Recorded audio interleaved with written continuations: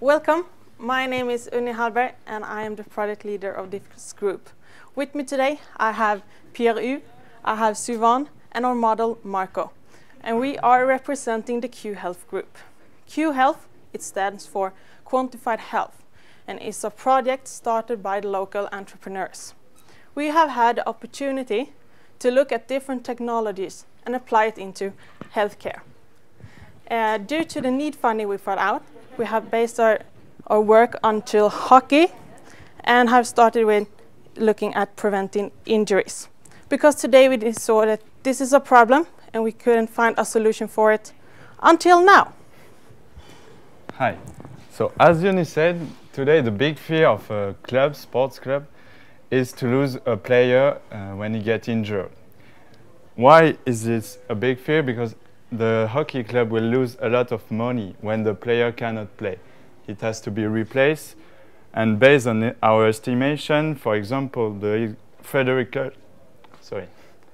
Carlson, a 24 years old player in Stockholm, he was injured for 3 weeks, and we estimated that the cost of this absence between 37 and 75,000 crowns. So, what can we do to prevent a player to get injured?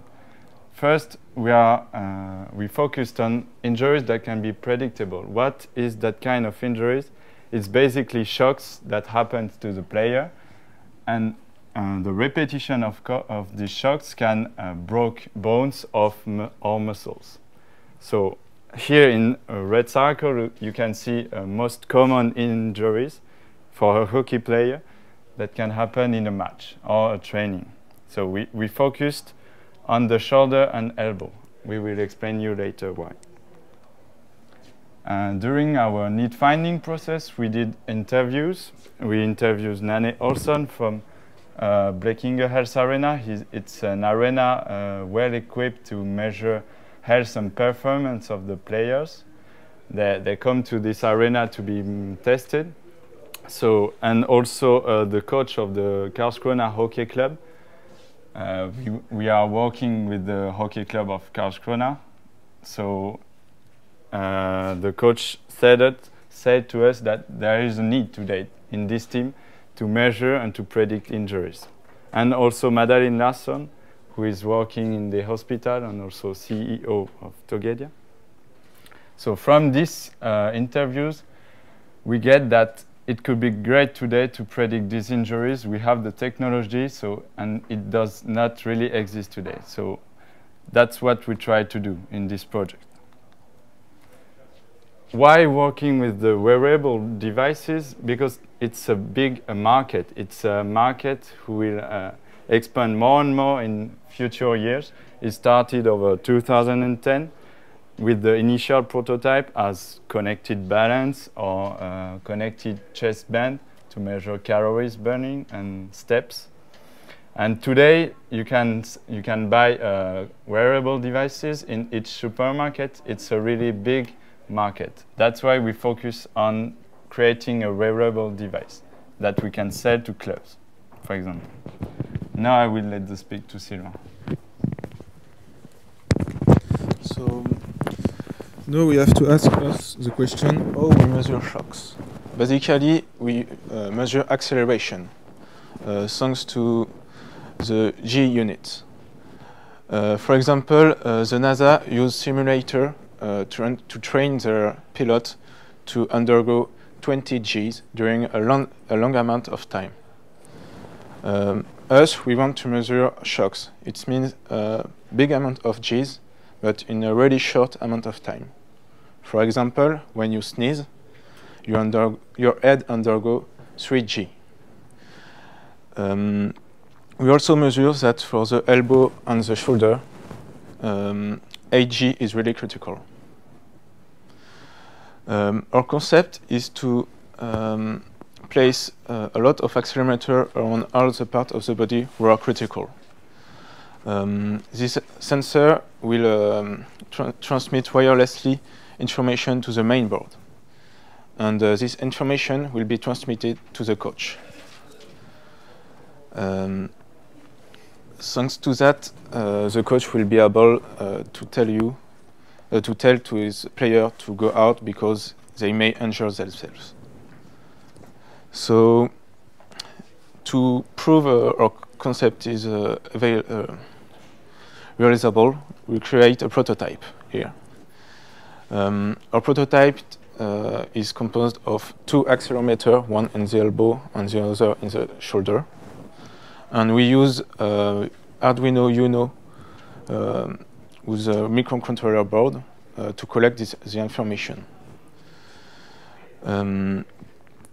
Now, if the player will be hurt, if the shock is higher than 8G, the LED will turn on. So our player will show us. Can you just let them? Yeah. So, as you can see, okay, yeah, it's Earth. Here there is a the measurement of one of our experiments we did yesterday. We can show you the data we measure today because we need to wire up it today. So it's better to do it wirelessly here. And as you can see, when it's Marco can say you that when it's higher than 8G, it's really hurtful. So now we will talk a little bit about the application we developed for tablet. This application is designed for the coach of the team and the staff member of the team to visualize directly the information about each player of the team in one application. So Uni will talk about this application. I think also I need this one. So here's first a normal login with your name and with your passport. And here, for example, you have that player. And you can look on the different accelerometers on his body. And for example, here you can see he has something red in his elbow. And then you go to this table. Here is how the actual player is doing. And that one is the average of how high you can go without getting injured. So here it's higher than the normal. So that's why it's red. And here you can have the information about that player. And here you have for the whole team. So you can at the same time look at one player, but also look at the whole team. And then you can also change to another player and go through everyone. And in an easy way, you can see if anyone is getting hurt. I will talk quickly about the marketing of our product. So the prototype you can see here costs around 2,040 crowns. It's mostly caused by the cost of the main board, the 3D printing box that we printed for just the prototype. But our future product is estimated for 900 Swedish crowns because we will produce mass of this shirt, and also we will remove in the future the main board on the player. The objective is to send the data to the coach, not to the player. So this board here is just to show you, but in the future we will remove this board, just something to send the data. And today it's a growing market. Some company like Adidas already started to make wearable shirts. This one is the simplest one, is the easiest one because it only measures heartbeat. That's why it costs 500 Swedish crowns. But it can be, you can find some shirts that cost $400. So the evolution of our product we will try to improve the connectivity. So basically to do it completely wireless between sensor, the small chip on the player and between the coach. The coach will receive, during the match, will receive the data by Wi-Fi or Bluetooth. Last week, Intel released a new chip made for wearable devices that is the size of a button. So we will maybe use this chip in order to reduce the size and the weight of the main box you can see here. It's like a button, just made for wearables, and it's also cost efficient. We will add a lot of sensor on the player on both sides, left and right, and also on the legs. Today the calibration system is quite long to do, that's why we went outside, but we will improve that for the future players to be easier to use. And we will make a software even more complete and fancy for the coach, ready to sold to clients. And we will make a new business model, to review our business model to include these new chips and all this new stuff in order to sell it in a mass consumption market. So all the qHelf members would like to thank you for your attention, and if you have 1 or 2 questions, please ask. Thank you.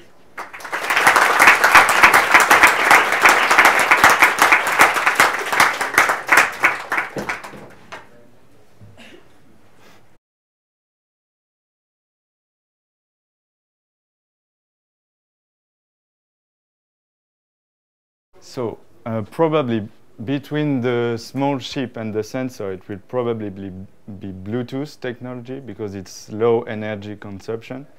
And between the player to the coach, it will be Wi-Fi. Maybe we will put a Wi-Fi receiver above the ice rink to collect all the players' data. And this Wi-Fi receiver will send to another Wi-Fi transmitter near the coach and near the staff member outside the ice rink. That's how we'll make it.